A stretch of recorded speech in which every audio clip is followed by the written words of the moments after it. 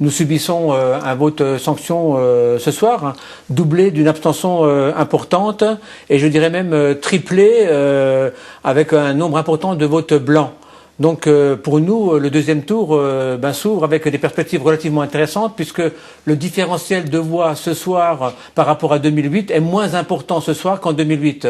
Donc avec 1200 voix de retard, lorsqu'on additionne effectivement notre score avec celui des autres partenaires à gauche, il nous reste 1200 voix à remonter, ce qui est largement faisable. Ça, c'est pour le calcul, Pierre Freiberger, mais dans la réalité, vous êtes parti en campagne il y a plus d'1 an, vous avez battu le pavé, comme on dit, vous avez fait une campagne très présente, très agressive, vraiment sur le terrain. Quand je dis agressive, dynamique. Où reste le potentiel de voix à récupérer?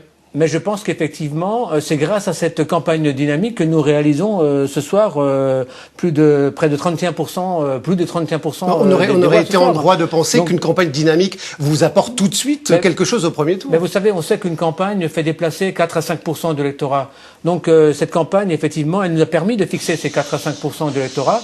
Par contre, c'est vrai, pour faire face à une vague effectivement qui se met en place au niveau national, il est effectivement difficile de résister par rapport à cela. Donc ce soir, on enregistre un score qui est satisfaisant pour nous, en deçà de nos espérances, bien sûr. Vous considérez que la politique du gouvernement d'espérer sereinement le deuxième tour. Vous considérez que la politique du gouvernement a joué contre vous, c'est indéniable?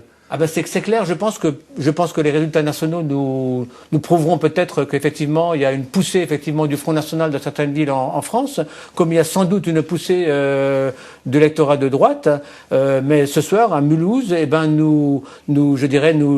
nous retrouvons notre score de 2008, ce qui nous permet d'espérer en fait. Juste un mot pour conclure, justement le vote du Front National Martine Binder, 10 points de plus. Même si Gérard Frolet était à l'extrême droite en 2008, 10 points de plus que Patrick Binder.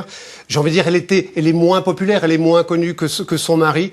C'est un score important. Il vous inspire quoi, ce score? Alors effectivement, aujourd'hui, le Front National retrouve des scores importants à Mulhouse qui ne sont pas encore ceux de 1995, heureusement d'ailleurs. Mais en fait, il m'inspire la réflexion suivante, c'est qu'en fait, il y a beaucoup de nombreux habitants de cette ville qui effectivement, aujourd'hui, ne se retrouvent pas à la fois dans la politique menée nationalement, ne bénéficient pas des effets de cette politique, sont en attente, voire en désespérance par rapport à des situations personnelles.